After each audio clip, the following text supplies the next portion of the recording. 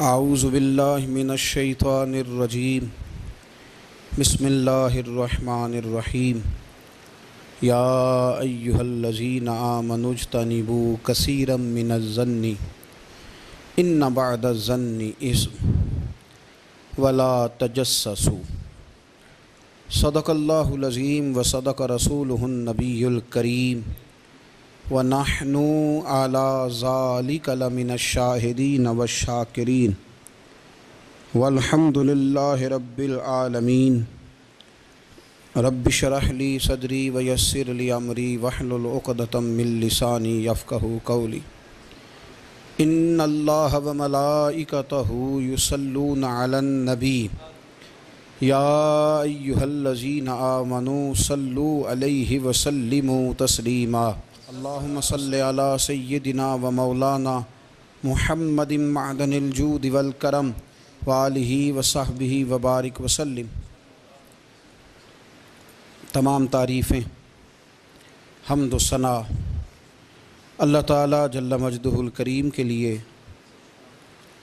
درود و سلام نبی اکرم نور مجسم شفیع معظم احمد مجتبیٰ جناب حضرت محمد مصطفیٰ صلی اللہ تعالیٰ علیہ وسلم کی ذات والا صفات کے لیے حمد و صلات کے بعد قرآن مجید سورۃ الحجرات کی آیت نمبر 12 میں اللہ کریم نے فرمایا یا ایھا الذین آمنوا اجتنبوا کثیرا من الظن ان بعد الظن اثم۔ اے ایمان والو، بہت سارے گمانوں سے، بہت سارے خیالوں سے بچو۔ فرمایا بعض گمان بھی، بعض خیال بھی گناہ ہیں۔ کیسے بچیں؟ فرمایا ولا تجسسوا، یہ جاسوسی چھوڑ دو، یہ کسی کی باتوں، چھپی ہوئی باتوں کو تلاش کرنا چھوڑ دو۔ اس سے تم گمانوں سے بچو گے، وسوسوں سے بچو گے، خیالات سے بچو گے۔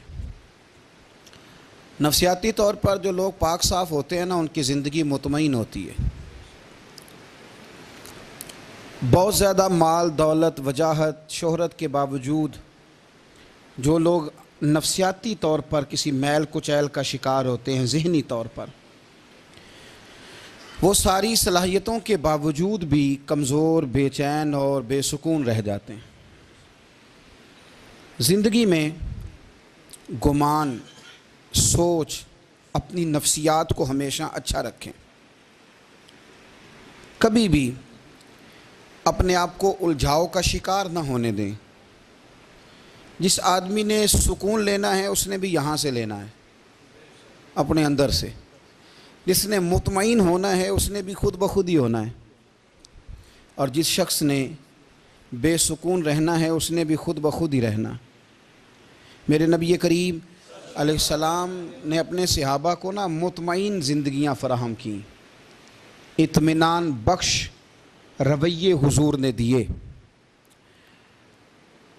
آپ غور فرمائیں گے کہ غریب ترین صحابہ بھی جب کوئی ان سے پوچھتا تھا کیفیت کیا ہے تو وہ کہتے تھے الحمدللہ، اللہ نے ہمیں نبی کریم کا غلام بنا دیا ہے۔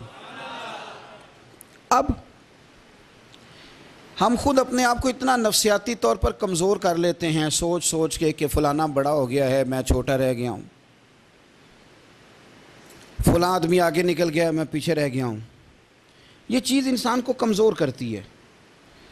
انسان اگر یہ تصور کر لے کہ جو میرے حق میں بہتر تھا میرے رب نے مجھے عطا کر دیا ہے، اسے سکون نصیب ہوتا ہے، پھر نفسیاتی مسائل ختم ہوتے ہیں۔ بڑے بڑے سمجھدار لوگوں کو کالا جادو ہو جاتا ہے، اور بڑے بڑے عقل مند لوگ ہوتے ہیں جن کی بھابھی انہیں نظر لگا دیتی ہے۔ بڑے بڑے سمجھدار لوگ ہوتے ہیں کہ جن کی دکان کے آگے کوئی تعویذ پھینک جاتا ہے۔ بڑے سمجھدار لوگ ہیں لیکن وہ چھوٹی چھوٹی باتوں سے اتنے کمزور ہو گئے کہ سانپ سے ڈرتے ڈرتے رسیوں سے بھی ڈرنا شروع کر دیا۔ رسیوں سے، وہ جی میں صبح کل چل رہا تھا تو میرے پیچھے کوئی چل رہا تھا تو میں نے کہا سایہ ہوگا آپ کا، وہی ساتھ چلتا ہے۔ ایک حدیث ہے ترمذی شریف کی، اسے یاد کر لیں، بڑا نفع دے گی۔ میرے نبی کریم علیہ السلام نے فرمایا اگر ساری دنیا مل کے بھی تیرا نقصان کرنا چاہے تو جب تک رب کی مشیت نہ ہو تیرا نقصان ہو نہیں سکتا۔ ختم ہو گئی بات۔ باہر آ جائیں اس چیز سے. اور فرمایا سارے زمانے کے لوگ مل کر تیرا نفع کرنا چاہیں تو جب تک اللہ نہ چاہے وہ تیرا کوئی نفع کر نہیں سکتے. نقصان بھی اللہ کی مشیت پہ ہے، نفع بھی اللہ کی رضا پہ ہے. تو پھر آپ بلا وجہ لوگوں کو دیکھ کر ٹینشن کیوں لیتے ہیں؟ پریشانی کاہے کی ہے؟ آزمائش کس بات کی ہے؟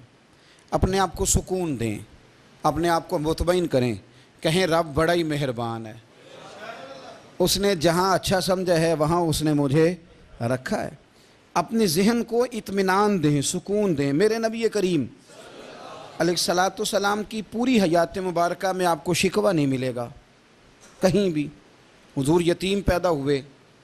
کتنی دفعہ آپ کو کتابوں میں ملتا ہے کہ حضور روئے ہوں کہ میرا باپ ہوتا تو ایسے ہوتا، میری اماں ہوتی تو ایسے ہوتی. ہم روز نہیں روتے. نبی کریم صلی اللہ تعالیٰ علیہ وسلم نے اپنی زندگی ساری آزمائشوں میں گزاری. کہیں آپ کو محسوس ہوتا ہے کہ نبی کریم صلی اللہ علیہ وسلم کسی کے پاس بیٹھے اور فرمایا آؤ میں تمہیں اپنے دکھ سناؤں؟ ہمیں تو مسئلہ بن گیا ہے. ہم لوگوں نے اپنے آپ کو غیر مطمئن بنا لیا ہے. ہم ان ساری چیزوں کی ڈیمانڈ کرتے ہیں جو ہمارے مالک نے مناسب نہیں سمجھی ہمیں دینی. ہمیں اپنے آپ کو مطمئن کرنا چاہیے، سکون میں رکھنا چاہیے. اگر آپ تھوڑا سا اپنے آپ کو سکون دیں، اطمینان دیں، کہیں الحمدللہ، اللہ تبارک و تعالی جہاں جس کو چاہتا ہے وہاں اسے بٹھا دیا کرتا ہے. پھر ہم لوگوں کا منصب چھیننا چاہتے ہیں، حسد کرتے ہیں، بغض پیدا ہوتا ہے، عداوت پیدا ہوتی ہے، نقصان ہوتا ہے. فطری طور پر جو صلاحیتیں اللہ نے دی ہوتی ہیں ان کو بھی زنگ لگ جاتا ہے. زنگ لگنے لگتا ہے ان سب چیزوں کو جو اللہ نے اپنے فضل سے ہمیں دی ہوتی ہیں. تو بات کو یاد رکھیں، زندگی میں آپ مطمئن ہو جائیں کہ رب کریم نے جو دیا ہے وہ کمال ہی دیا ہے، کمال ہی. حضور کی ایک زوجہ محترمہ تھی تو ان کے ہاتھ ذرا لمبے تھے، مومنوں کی ماں. بعض خواتین نے ان سے کہا کہ لمبے ہاتھوں والی. ہم بنا لیتے ہیں نا یہ بھی بات کہ اس کا ناک موٹا ہے تو اس کی آنکھیں چھوٹی ہیں تو اس کے کان بڑے ہیں تو اس کے ہاتھ کیسے ہیں. تو کہا لمبے ہاتھوں والی. تو وہ پریشان ہو گئی. نبی کریم علیہ السلام تشریف لائے. کیا ہوا؟ عرض کی یا رسول اللہ مجھے لمبے ہاتھوں والی کہتے ہیں. تو حضور فرمانے لگے یہ پریشان ہونے والی بات ہے کہ خوش ہونے والی بات؟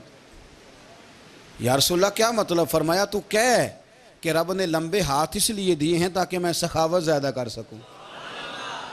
میں سخاوت زیادہ، یہ جو میرا چہرہ ہے نا، یہ جو آپ کا چہرہ ہے، یہ آپ کی چاہت ہے کہ اللہ کی؟ فی ای صورت ما شاء رکبک. اللہ فرماتے ہیں جیسے میں نے چاہا ہے ویسے تجھے بنایا ہے. تو اگر میرا موٹا ناک، میری چھوٹی آنکھیں، میری بڑی آنکھیں، میرے چپٹے کان، یہ میرے تو نہیں، یہ تو میرے رب کی چاہت ہے. مجھے اپنے موٹے ہونٹوں سے نفرت کرنی چاہیے کہ اللہ کی چاہت سے پیار کرنا چاہیے؟ مجھے اپنے کالے رنگ پر پریشان رہنا چاہیے کہ رب کی چاہت پر مجھے پیار آنا چاہیے؟ اللہ کی چاہت پر پیار کر، یہ چاہت ہے اللہ کی، یہ چاہت ہے. تو اللہ کی چاہت سے محبت کر. تو پریشان ہو رہا ہے فلانے کا رنگ ہو رہا ہے تو میرا کالا ہے، فلانے کا مکان بڑا ہے تو میرا چھوٹا ہے، فلاں بڑی گاڑی میں کیسے بیٹھ گیا؟ بھئی اللہ نے چاہا تھا بیٹھ گیا. اللہ نے میرے لیے سائیکل پسند کی ہے، مجھے الحمدللہ کہہ کے سائیکل پہ بیٹھنا چاہیے. اس نے پسند کی ہے، اس کی رضا ہے کہ میں یہاں رہوں. تو ایک بات تو یہ ہمیشہ یاد رکھیں کہ آپ اپنے آپ کو مطمئن کریں، زندگی میں سکون دیں. نفسیاتی طور پر ہم بڑے ڈسٹرب اس لیے ہیں کہ ہم بے سکون رہتے ہیں جان بوجھ کے، وجہ ہی کوئی نہیں. لیکن جب تک زندگی ہے اللہ نے زندہ رکھنا ہے، اور جب وقت آ جانا ہے تو پھر کوئی ہمیں بچا سکتا. تو ٹینشن کس بات کی ہے؟ ڈپریشن کس بات کا ہے؟ ایک بات. دوسری بات یہ کہ دوسروں کی نفسیات کا بھی تھوڑا تھوڑا خیال کریں. ہم پتہ کیا چاہتے ہیں؟ سارے میرے مطابق چلیں، پھر نفسیاتی مسائل پیدا ہوتے ہیں. میرے ساتھ اگر 100 بندہ پیار کرتا ہے تو ان کے مطالبے الگ الگ ہیں. کوئی کہتا ہے جناب کو پیار ہی کرنا چاہیے، ہر ایک سے مسکرا کے ملنا چاہیے. کوئی کہتا ہے حضرت صاحب اتنا بھی پیار کریں تو لوگ نگل جاتے ہیں، تھوڑی ڈنڈی پٹی بھی ہونی چاہیے. دونوں قسم کے لوگ ہیں نا جی. ایک وہ شخص ہے جو کہتا ہے اتنا بڑا مجمع ہے تو 2 سیکیورٹی گارڈ بھی ہونے چاہیے. تیسرا کہتا ہے جی یہ عجیب عجیب لگتا ہے، گارڈ رکھے ہوں کسی بندے نے، کسی بڑے تو یہ ہر بندے کا مطالبہ. اب آپ نے کیا کرنا ہے؟ آپ نے لوگوں کے مزاج کی رعایت کرنی ہے. جہاں تک آپ پیار کر سکیں آپ نے کرنا ہے. جہاں تک محبت کر سکیں آپ نے محبت. نبی پاک نا بچوں کے مزاج کا خیال کرتے, چھوٹے بچوں. حضور پاک سے گزرتے تو فرماتے السلام علیکم. ایک بچے نے نا حضور کے کپڑوں پر پیشاب کر دیا تھا. اس کی ماں پریشان ہو گئی. بخاری ہے. یا رسول اللہ وہ بچہ تھا پتہ نہیں چلا. تو نبی پاک فرمانے لگے کیا ہو گیا, وہ بچہ ہے, اللہ نے پانی پیدا کیا نا, ابھی اس پہ پانی بہائیں گے سب ٹھیک ہو جائے گا. وہ بچہ ہے. لیکن حاجی صاحب گھر میں بگڑ جاتے ہیں. پوتا اگر پیشاب کر دے کہتے ہیں میں نماز پڑھنی ہوں, وہ بگڑ جاتے ہیں. پیر صاحب بگڑ جاتے ہیں اس بات پہ. علامہ صاحب بگڑ جاتے ہیں. سیٹھ صاحب کہتے ہیں پتہ ہی نہیں بچے نے پیشاب کر دیا ہے. حضور نے فرمایا کہ بچہ بچہ ہوتا ہے, وہ چھوٹا ہے, اس کا ایک مزاج ہے, اس کا ایک مطالبہ ہے. اب آپ یہ کہیں کہ وہ بڑا مجھے پاک صاف سمجھتا ہے تو اس رویے سے میرے ساتھ وہ ملاقات کرے. آپ اس کے مزاج کی رعایت کریں گے. نبی کریم کے غلام کے بیٹے ہیں حضرت اسامہ بن زید. نواسوں کی بات نہیں سنا رہا. زید بن حارثہ حضور کے غلام تھے, ان کے بیٹے ہیں. چھوٹی عمر تھی, ناک بہ رہا تھا. ویسے دادا جی ناک صاف کر دیتے ہیں پوتے کا, ہو سکتا ہے وہ ڈانٹ دیں کہ چل دوڑ جا کتنا گندا ہے, اماں سے کہا تیرا ناک صاف کرے, چل نالائق. نانا بھی کہا چل بھاگ جا. کیونکہ وہ حاجی صاحب نے وضو کرنا ہے, نماز پڑھنی ہے, تو ان کے قریب یہ چیز آ گئی تو بڑا مسئلہ بن جائے گا. نبی کریم صلی اللہ علیہ وسلم نے کہا عائشہ اسامہ کی ناک بہ رہی ہے صاف کر دو. حضرت عائشہ کہتی ہے میں ذرا اٹھی کو کپڑا دیکھ لوں تو حضور جلدی سے اٹھے. ایک روایت تو یہ ہے کہ حضور نے ناک پونچھ دیا, اور دوسری میں کہ نبی پاک قریب پہنچ گئے. جناب عائشہ کہتے ہیں میں نے ہاتھ پکڑ لیا, میں نے کہا حضور کپڑا لینے گئی تھی آ گئی. کہتے ہیں میں نے اپنے ہاتھوں سے ان کی ناک صاف کر دی, ریٹ صاف کر دیا. اللہ کے رسول گویا میری طرف دیکھ کے مسکرائے, حضور راضی ہوئے. بچے تو بچے ہوتے ہیں, بچے تو بچے ہوتے ہیں. اب آپ کو بچہ حاجی صاحب مانے, پہلے نمازی صاحب مانے, آپ کو پہلے بچہ جو ہے وہ بڑا سیاںہ مانے, سمجھدار مانے, عقل مند مانے, پیر صاحب مانے. چھوٹا بچہ تو وہ نہیں مان سکتا. آپ اس کی نفسیات کے مطابق اس کے ساتھ چلیں. آپ رویہ وہ رکھیں کہ وہ بچہ ہے, وہ چھوٹا ہے. حضور بچوں کے پاس سے گزرتے تھے تو انہیں سلام کہتے تھے. آپ بھی کہتے ہیں, آج سے کہیں گے. حضور گزرتے چھوٹے کہتے السلام علیکم. اور نبی پاک صلی اللہ علیہ وسلم کبھی کبھی نا بچے کھیل رہے ہوتے تو حضور بیٹھ جاتے, فرماتے یار میرے سینے سے تو لگو. حضور زمین پہ بیٹھ جاتے, بچہ یوں ہاتھ پہ, بچہ دوڑا آتا, حضور کے سینے سے جب لگتا تو نبی پاک گر جاتے اور فرماتے اوئے ہوئے تم نے تو مجھے گرا ہی دیا ہے. یہ بچوں کے ساتھ آپ جو رویہ رکھیں گے وہ میٹھا ہوگا. اب آپ کہیں گے چونکہ اب میں ایک عہدے پہ ہوں, میں ایک منصب پہ ہوں, تو یہ آپ کی نفسیاتی کمزوری ہے. پھر کیا ہوتا ہے, بچوں کو ڈانٹ کے رکھا جاتا ہے, بے جا ڈانٹ ڈپٹ, بے جا سختی, اور بے جا ان کے ساتھ رویے, اور ان کے ساتھ بڑی عجیب و غریب قسم کی جو ہے وہ ہماری جو ہے وہ گھٹن گیپ آ جاتا ہے بچوں کے درمیان. بچے, میں کہا کرتا ہوں پھر بچے ہمیں دکھ نہیں سناتے, وہ پھر غلط آدمی کو دوست بناتے ہیں, پھر اس غلط آدمی کو اپنی بات بتاتے ہیں, غلط آدمی رازدار بن جاتا ہے. آپ ان کی نفسیات کے مطابق ان سے پیار کریں, انہیں ٹائم دیں. آپ دیکھیں یہ کیا سوچتے ہیں, کیا کہتے ہیں, کس طرح کا ان کا رویہ ہے بچوں کے ساتھ. پھر نوجوان جب کوئی ہو جاتا ہے تو اس کی سوچیں جوان ہو جاتی ہیں. نوجوانوں سے معذرت کے ساتھ نبی پاک علیہ السلام نے نوجوانوں کی حکومت سے پناہ مانگی, نوجوانوں کی حکومت سے پناہ مانگی ہے, اس لیے کہ نوجوان بڑی جلدی پیار بھی کرتا ہے اور بڑی جلدی نفرت بھی کرتا ہے. سوچیں مضبوط نہیں ہوتی. نوجوان آدمی, جوان آدمی, بکھری ہوئی سوچیں ہوتی ہیں. میرے رسول کریم صلی اللہ علیہ وسلم نوجوانوں سے ان کے مزاج کے مطابق ڈیل کرتے تھے, ان کی طبیعت کے مطابق ان کی ذہن سازی کرتے تھے. ہم نا جوانوں کو وقت نہیں دیتے, ہم مطالبہ کرتے ہیں نوجوان سے کہ وہ ہے نوجوان باتیں بوڑھوں والی کرے. اگر جوانی میں بوڑھوں والی باتیں کرے تو پھر تو شیخ سعدی کہتے ہیں سارے بوڑھے چھوڑ کے اس نوجوان کے پاس بیٹھو, اس کے پاس فیض زیادہ ہے. اگر ایسا ہو جائے, کیونکہ در جوانی توبہ کردن شیوائے پیغمبری, یہ تو اچھی بات ہے. لیکن میرے عزیز اگر ایسا نہ ہو, ایسا ممکن نہ ہو, تو پھر نوجوان کو آپ اس کی طبیعت کے مطابق ڈیل کریں. آپ اس کی سوچ دیکھیں, اس کا رویہ دیکھیں, اس سے پیار کریں. نبی کریم علیہ السلام کے پاس ایک نوجوان داخل ہوا، اندر داخل ہوتے ہی اس نے فٹافٹ ایک بات کر دی، کہنے لگا یا رسول اللہ مجھے زنا کی اجازت دے دیں، میرے جذبات بہت بھٹک گئے، میں روک نہیں سکتا۔ ہمارے ہاں ہمارے گھر میں کوئی فون کرے تو ہم غیرت مند بن جاتے ہیں، میری غیرت کو گوارا نہیں کہ کوئی میرے گھر میں فون کرے، اور اگر میں کسی کے گھر میں فون کروں تو پھر غیرت کدھر گئی؟ پھر بھی آپ غیرت مند نہیں صاحب، پھر بھی آپ غیرت مند نہیں۔ اگر آپ کسی کے گھر فون کرتے ہیں تو آپ غیرت مند نہیں، تو یاد رکھیں اگر آپ یہ حرکت کر رہے ہیں تو پھر آپ کو بھی تھوڑا احساس ہونا چاہیے نا۔ نبی کریم صلی اللہ تعالیٰ علیہ وسلم سے اس نے کہا مجھے زنا کی اجازت دیں دے، حضور فرمانے لگے آگے آ جاؤ۔ حضرت عمر کہتے ہیں مجھے بڑا غصہ تھا، میرا دل کر رہا تھا اٹھوں اور 2 تھپڑ ماروں اسے، طریقہ ہے بات کرنے کا۔ حضور نے بلایا، پاس بٹھایا، تھپکی دی، فرمایا ایک بات تو بتا، تیرے سوال کا جواب پھر دیتا ہوں، ایک بات تو بتا یا رسول اللہ صلی اللہ تعالی وسلم۔ ارشاد فرمائیے، حضور فرمانے لگے تو پسند کرتا ہے کہ تیری بہن کے ساتھ کوئی زنا کرے؟ پسند کرتا ہے تو کہ تیری بہن کے ساتھ کوئی زنا کرے؟ کہنے لگا حضور میں بات بھی سننا پسند نہیں کرتا۔ تیری بیٹی کے ساتھ؟ کہنے لگا حضور زبان اس کی کھینچ لوں گا جو یہ بات کرے گا۔ کہا تیری ماں، تیری پھوپھی، خالہ کا؟ حضور خبردار کسی بندے کو میں اجازت نہیں دوں گا۔ تو رسول کریم فرمانے لگے جس سے تو زنا کی اجازت مانگ رہا ہے وہ بھی تو کسی کی بہن ہے نا، وہ بھی تو کسی کی بیٹی ہے۔ جو غیرت، جو حمیت تجھے اپنے گھر کے بارے میں آتی ہے وہ دوسرے کے بارے میں کیوں نہیں آتی؟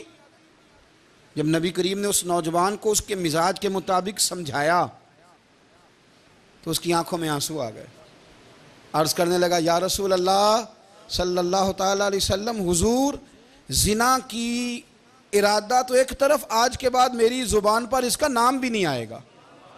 آپ سامنے والے کی نفسیات کو دیکھیں، آپ اپنے موڈ میں نہ رہیں۔ مجھے بڑی اچھی طرح یاد ہے ایک دفعہ نا مسجد میں ایک بچے نے نا آدھی بازوؤں کی شرٹ پہن کے نماز پڑھی، ایک بابا جی نے ان کو نا منع کیا، کہنے پورا کپڑے پا کے آیا کر، پتہ نہیں تمہیں؟ وہ کہنے لگا، بچہ کہنے لگا نماز ہو جاتی ہے، بازو آپ فولڈ کر کے ایسے کر کے، بڑے بازوؤں فولڈ کر کے پڑھیں گے تو کراہت ہے، لیکن ویسے بھی آدھے بازوؤں والی شرٹ میں نماز ہو جاتی ہے، لیکن اچھا عمل نہیں، اچھا یہی ہے کہ آپ کے بازو پورے ہوں۔ تو بزرگ ان سے کہنے پورے کپڑے پہنو، کہنے لگا بھئی ہو جاتی ہے نماز، میں بھی تھا۔ تو مجھے انہوں نے کہا جی حضرت صاحب بات سننا، میں نے کہا جی حکم۔ کہنے لگے ان کپڑوں میں نماز ہو جاتی ہے؟ میں نے کہا جی ہو جاتی ہے۔ کہندے لگتا ہے منڈا چودھریاں دا ہے، منڈا لگتا ہے چودھریاں دا ہے۔ فٹافٹ اسی وقت انہی پیروں پہ میں کہا جی ہے واقعی چودھریاں دا بچہ، لیکن مسئلہ یہ ہے کہ دین چودھری کے لیے بھی وہی ہے اور غریب کے لیے بھی۔ تو آپ اس بچے بیچارے کو اندر آنے تو دیں، اس کو مسجد میں داخل ہونے دیں، انشاءاللہ کپڑے بھی ٹھیک پہن کے آ ہی جائے گا۔ لیکن ہم نے تو ذہن بنا لیا ہے کہ ہم نے اپنی مرضی کے مطابق لوگوں کو قابو کرنا ہے۔ ہم لوگوں کی ذہن کے مطابق اترنے کو تیار نہیں، بس سارے میرے مطابق چلیں۔ یہ تو بات کو پیشوا کرے گا، مقتدا کرے گا، وہ بھی سمجھائے گا۔ رسول کریم علیہ الصلاۃ والسلام لوگوں کو جبرن نہیں جھکاتے تھے، حضور دلائل دیتے تھے۔ نوجوان بچوں کو موقع دیں، انہیں سمجھائیں، انہیں قائل کریں، ان سے پیار کریں، ان کی نفسیات کو سمجھیں، اس کے مطابق ان کے ساتھ آپ ڈیل کریں، پھر آگے بڑھیں۔ عورتوں کے بارے میں میرے نبی کریم علیہ السلام نے بڑی نصیحت فرمائی ہے۔ محبوب کریم فرمانے لگے عورت ٹیڑھی پسلی سے پیدا کی گئی ہے، سیدھا کرنا چاہو گے ٹوٹ جائے گی، یہ جیسی ہے اس کے ساتھ ویسے ہی گزارا کرو، اس کی نفسیات کو سمجھ جاؤ۔ عورت تھوڑا سا چاہتی ہے کہ وہ کھانا پکائے تو اس کی تعریف کر دی جائے، تو بھئی کھڑی ہے صبح سے برتی خانے میں، 2 لفظ بولنے میں کوئی حرج ہے؟ اور اگر کبھی نمک زیادہ ہو بھی جائے تو کیا خیال ہے بیوی جان بوجھ کے زیادہ ڈالتی ہے؟ اس کا شوق ہے کہ اس کی انسلٹ ہو؟ ہمارا رویہ اتنا سخت ہوتا ہے، بعض اوقات اتنا تکلیف دہ ہوتا ہے کہ اس سے جذبات کو ٹھیس پہنچتی ہے، مزاج میں خرابی آتی ہے۔ تھوڑی تعریف دیکھیں، عورت چاہتی ہے تھوڑا سا کہ میرے خاندان والے، میرے سسرال والے میری تھوڑی عزت کریں، تو وہ اگر سارا کچھ چھوڑ چھاڑ کے آ گئی ہے تو جس طرح ہم اپنی بیٹی کے لیے ذہن رکھتے ہیں عزت کا، اگر تھوڑا اس کے لیے بھی بنا لیں گے تو میرا خیال ہے کوئی حرج والی بات ہم نا لوگوں کا خیال رکھنے کی بجائے لوگوں کو چڑھاتے ہیں. ناراض تو نہیں ہو جائیں گے آپ؟ نہیں رہن دینے ہیں، لگتا ہے تو ہو جانا ہے بھائی. چڑھاتے ہیں لوگ. کسی نے کہہ دیا نا کہ یہ میرے گھر نہ آئے آج کے بعد، باپ نے بیٹے کو کہہ دیا یہ تیرا رشتہ دار نہ آئے، وہ کہتا ہے تو سویرے ضرور آئیں، ویکھاں گا تینوں کیڑا ڈکدا ہے، آنا صبح. وہ کسی نے کہہ دیا نا اس گلی سے نہ گزرنا، کہنا میں ابھی گزروں گا، تو دیکھ لے جو تو نے کرنا ہے. ہم لوگوں کی نفسیات کے، بلکہ پتہ چل جائے نا فلانے کو فلان چیز بری لگتی ہے، اس کو لوگ زبردستی کرتے ہیں، چڑھاتے ہیں، نفرتیں پیدا کرتے ہیں، اس کے اندر غرور لاتے ہیں، مزاج کے اندر چڑچڑاپن پیدا کرتے ہیں. یہ کام نہ کریں. آپ اپنے لیے کیا گراؤنڈ بنا رہے ہیں کہ لوگ آپ سے نفرت کریں، لوگ تکلیف دیں آپ کو. یہ نوجوان بچے کسی نے ہارن دے دیا گاڑی کا، تو آپ اس نے گاڑی پیچھے کرنی نہیں، وہ ماں بدولت کو ہارن بجا دیا ہے. یہ مہذب قوموں کا یہ رویہ نہیں ہوتا. یہ تو وہ قومیں ہیں جو مطلب بڑی تنگ ہیں اپنے آپ سے. یہ بڑے آوازار لوگ ہیں. ٹھنڈے رہیں، میٹھے رہیں، پیار کریں، دوسروں کے جذبات کا احساس کریں. نبی کریم صلی اللہ تعالیٰ علیہ وسلم نے ایک دن حضرت عائشہ صدیقہ سے کہا عائشہ تیرے ساتھ ایک بات نہ کروں، حضور کریں. فرمایا جب تو ناراض ہوتی ہے تب بھی مجھے پتہ چل جاتا ہے، اور جب تو راضی ہوتی ہے تب بھی مجھے خبر ہو جاتی ہے. اتنا دھیان رکھتے ہیں خاوند گھر میں کہ اب اس کی پوزیشن کیا ہے اور اب یہ کیا سوچتی ہے اور کس بات پہ اس کو جو ہے وہ ناراضگی ہوتی ہے. مجھے جب تو راضی ہوتی ہے تب بھی پتہ ہوتا ہے. ناراض تو حضرت عائشہ کہتی ہے نہیں حضور ایسی تو بات ہی کوئی نہیں، آپ بتائیں. تو حضور فرمانے لگے جب میں کسی اور زوجہ کے پاس تھوڑا وقت گزار لیتا ہوں زیادہ، اور جب میں آتا ہوں تو ناراض ہوتی ہے. یا رسول اللہ آپ کو کیسے پتا؟ فرمایا بتاؤں؟ حضور بتائیں. فرمایا اس وقت جب تو قسم اٹھاتی ہے تو کہتی ہے لا و رب ابراہیم، مجھے ابراہیم کے رب کی قسم. اور جب تو مجھ سے راضی ہوتی ہے تو کہتی ہے لا و رب محمد، مجھے محمد کے رب کی قسم. تو پھر حضرت ابراہیم کا نام لے لے کے کہ حضرت عائشہ کہنے لگی محبوبہ قربان جاؤں، بات بالکل ٹھیک ہے. ایسے ہی ہے یا رسول اللہ، بالکل ایسے ہی ہے. جب تھوڑی خفگی ہوتی ہے تو میں یہ کام، تو حضور تو لوگوں کے مزاج کا خیال کرتے تھے. نبی کریم کو تو پتہ ہوتا تھا، لیکن ماں بدولت کہتے ہیں سارے میری مرضی کے مطابق چلیں. ہاں میں نے زندگی میں یہ تجربہ بھی کیا ہے کہ آپ لوگوں کا خیال رکھنے لگ جاتے ہیں تو لوگ خراب بھی ہو جاتے ہیں، اس میں کوئی شک نہیں. وہ سمجھتے ہیں شاید میری ضرورت بڑی ہے. نہ یہ بات نہیں بھائی، بات کچھ اور ہے. حضور رحمت اللہ للعالمین ہے نا، تو کافر ہے یا منافق ہے، حضور کی تو ڈیوٹی ہے پیار کرنا. لیکن کافر کو تو چاہیے نا کلمہ پڑھے، منافق کو تو چاہیے نا مومن بنے. او بھائی میں نے کہا وہ بزرگ ہیں، ان کی ذمہ داری ہی پیار کرنا ہے، وہ جو بھی جائے گا اس سے. لیکن تو بتا تو نے پیار میں سے سیکھا کیا ہے، لیا کیا ہے، تیرے اوپر اثر کیا ہے. پیار کرنا، شفقت کرنا اور ہے، یہ جملہ میرا یاد رکھنا. پیار کرنا کسی سے اور ہے اور اس سے راضی رہنا یہ بات اور ہے. کسی پر شفقت کرنا اور ہے اور اس بندے سے راضی رہنا. یہ آپ دیکھیں کہ وہ راضی ہے آپ سے کہ نہیں، کہ خالی پیار ہے، خالی شفقت ہے. شفقت تو مجبوری ہے، کرنی ہے. تو میرے عزیز یاد رکھیں نبی کریم تھوڑا تھوڑا خیال کرتے، دیکھتے بندہ اس کے مزاج کے مطابق. دیہاتی آتا تو حضور اس کا بھی خیال کرتے. حضرت ظاہر دیہاتی تھے، وہ آتے تھے ترکاریاں لے کے گاؤں سے. نبی کریم صلی اللہ علیہ وسلم پیار کرتے تھے. وہ کئی دفعہ عجیب و غریب باتیں بھی کرتے تھے، حضور محبت سے پیش آتے تھے. آپ سامنے امام حسن کے پاس ایک بندہ ہے، بڑی مزیدار بات داتا علی اجویری نے لکھی، مجھے پڑھ کے بڑا ہی مزہ آیا اور سمجھ بھی آئی کہ اہل بیت نبوت کی اصل مخالفت کون کرتا ہے. ایک شخص آیا تو اس نے آ کے نا معاذ اللہ حضرت مولا علی شیر خدا کو، معاذ اللہ ثم معاذ اللہ، امام حسن کے والد کو برا بھلا کہا. پھر امام حسن کو کہا. وہ برا بھلا کہتا جا رہا ہے، امام حسن مسکراتے جا رہے ہیں، ہنستے جا رہے ہیں. انجوائے کرنے کا آپ کا موڈ بن جائے تو سب کچھ انجوائے ہو سکتا ہے، لیکن اگر آپ نے مرچیں دانتوں کے نیچے رکھ کے اچھی طرح چبا لی ہوں اور کانوں سے بھی دھواں نکل رہا ہو تو پھر تو بھائی کوئی چیز بھی انجوائے نہیں ہوتی. پھر تو قصور یہ ہے کہ مرچیں نہیں چبانی تھی، آپ نے اپنا مزاج خود بڑا کڑوا کر لیا ہے، وہ کیسے کام چلے گا. وہ آیا تو اس نے آ کے نا امام حسن کو، آپ کے والد کو معاذ اللہ ثم معاذ اللہ نقل کفر نہ باشد برا بھلا کہا. وہ کہتا جا رہا ہے، امام صاحب ہنستے جا رہے ہیں. جب وہ تھک گیا تو امام حسن فرمانے لگے روٹی کھانی ہے، بھوک تو نہیں لگی ہوئی؟ کہنے لگا بڑی لگی ہوئی ہے. فرمانے لگے اس کو روٹی کھلاؤ. اس کو روٹی کھلائی. فرمایا تیرا حال؟ کہنے لگا بڑا غریب ہوں. ایک پیالے میں چاندی بھر کے امام حسن نے اسے دی، اور جب اس کو دے دی نا تو غور سے چہرہ دیکھنے لگا، کہنے لگا آپ کا حلم دیکھ کے، سخاوت دیکھ کے مجھے یقین آ گیا ہے کہ آپ واقعی خون رسول ہیں۔ امام صاحب فرمانے لگے یہ بیچارہ اصل میں تنگ ہے اپنی زندگی سے، اصل اس کا حال کوئی نہیں، تو میرے ساتھ یہ حرکتیں کر رہا ہے۔ تو یہ آپ سمجھیں اس بات کو، کچھ لوگ بیچارے ویسے ہی تنگ ہوتے ہیں، پریشان ہوتے ہیں، ویسے ہی بلا وجہ معاملہ ہی کوئی نہیں۔ امام حسن رضی اللہ تعالیٰ عنہ نے ہمیں سبق دیا ہے۔ وہ علامہ اقبال کہتے ہیں کہ ایک مولانا نا میرے سامنے نا ایک بھوکے آدمی کو سامنے بٹھا کے تو حدیث پاک کا درس دے رہے تھے۔ بندے کو بھوک بڑی لگی ہوئی تھی، وہ درس دیتا جا رہا ہے۔ تو اقبال کہتے ہیں میں نے اسے کہا کہ فاقہ کش کو درس شریعت سے کیا غرض، اس کے شکم کی آگ کو تو روٹی چاہیے، میں اسے روٹی کھلا، اسے تیری کوئی سمجھ نہیں آ رہی، تو بھوک لگی ہوئی ہے، پہلے کھانا کھلا لے، پھر ذرا اس کے ہوش ٹھکانے آئیں گے، پھر اسے دین کی بات بتانا۔ ہم لوگوں کا ذہن نہیں سمجھتے کہ بندہ کس قسم کا ہے۔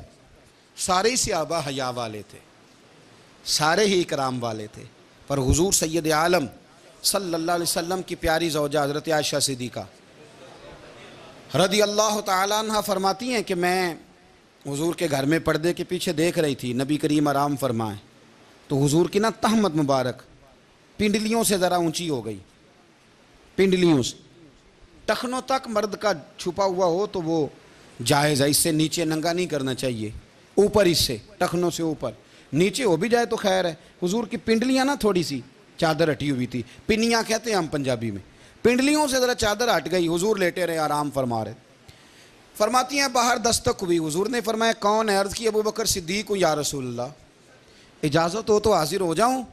حضور نے فرمایا آ جاؤ۔ کہتے ہیں حضور لیٹے رہے، حضرت ابو بکر آئے، بات چیت ہونے لگی، تھوڑی دیر کے بعد پھر دستک ہوئی، کون ہے دروازے پہ؟ یا رسول اللہ عمر بن خطاب ہوں۔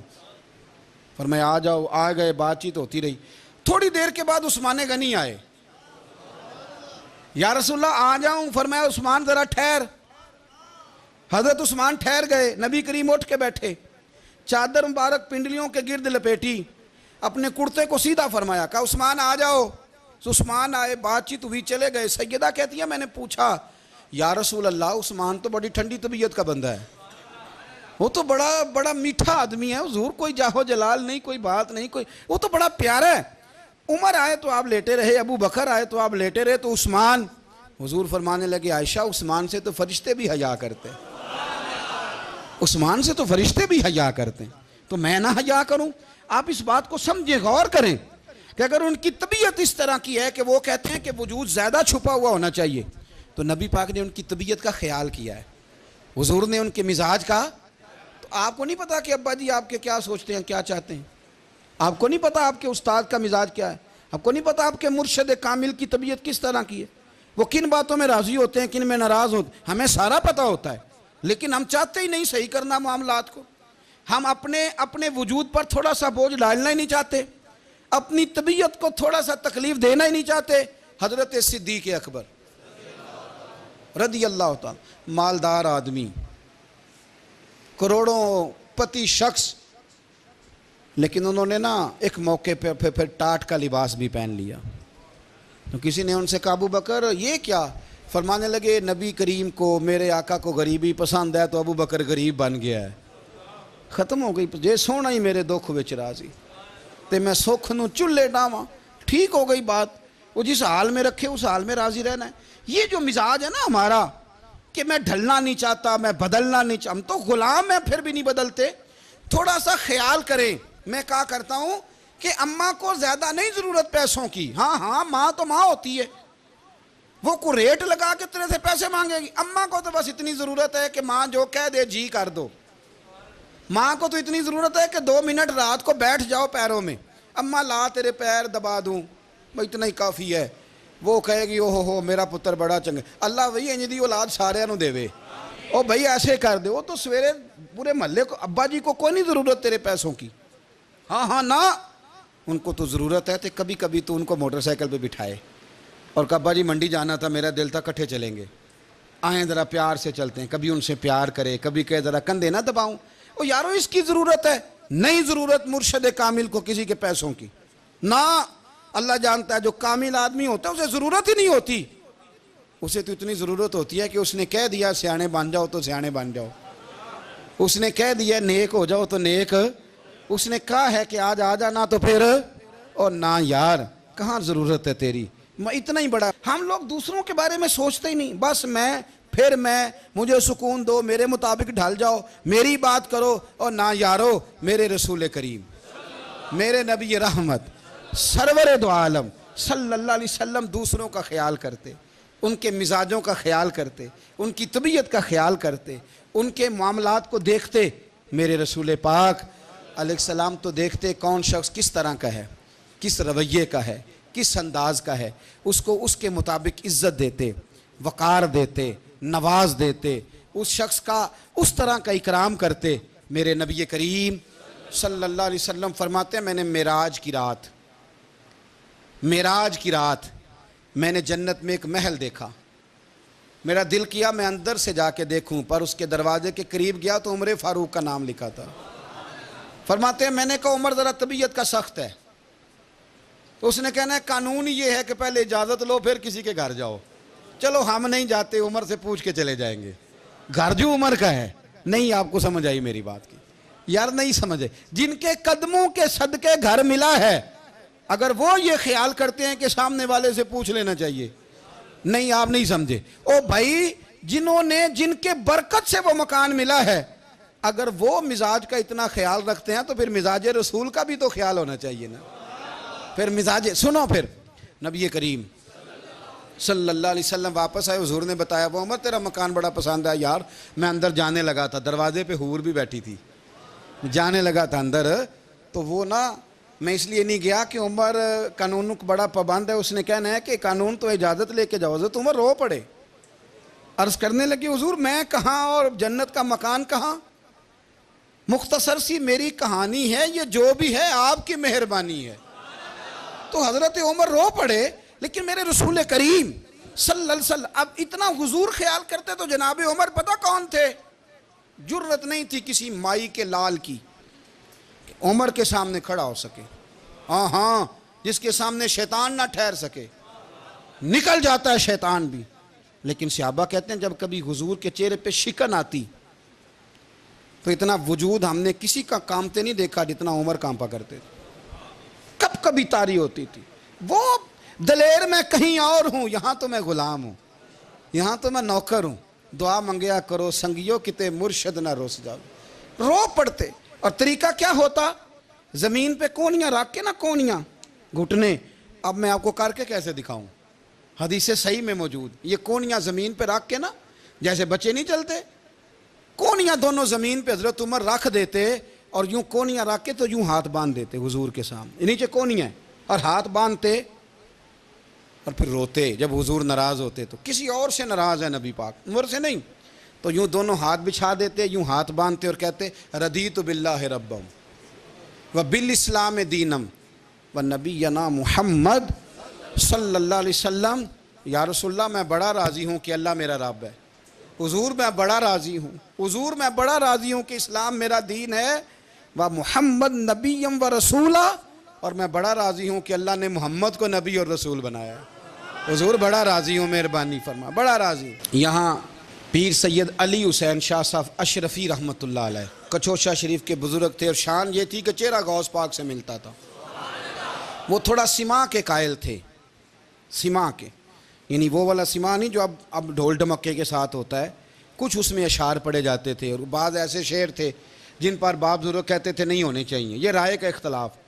ان کے یہاں ایک خلیفہ تھے سید ابو البرکات شاہ صاحب، مفتی اعظم پاکستان، وہ خلیفہ ہیں لیکن بڑے عالم تھے۔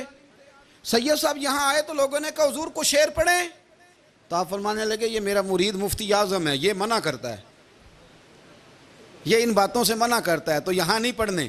لوگوں نے کہا حضور مرید کی بھی ماننی ہے، میں نرا مرید نہیں، مفتی بھی تو ہے نا، قرآن و سنت کی روشنی میں منع کرتا ہے۔ تو اتنا لوگ خیال کر لیتے تھے دوسروں کے مزاج، اور یارو ہم تو بوجھ بنتے ہیں، ہم تو چڑھاتے ہیں جس کے، اور میں دیکھتا ہوں دنیا چڑھ چڑھ کے پاگل ہو گئی، چڑھاتے ہیں ایک دوسرے کو تکلیف دیتے ہیں، اذیت میں مبتلا کرتے ہیں۔ ہم لوگوں نے اب تھپڑ مارنے بند کر دیے ہوئے ہیں، اب ہم ڈنڈے نہیں مارتے، اب ہم نفسیاتی تکلیفیں دیتے ہیں، نفسیاتی ذہنی طور پر ٹارچر کرتے ہیں، ہم لوگوں کو اتنا تکلیف میں مبتلا کرتے ہیں کہ لوگ پاگل ہونے کے قریب آ جاتے ہیں، خودکشیاں ہونے لگی ہیں۔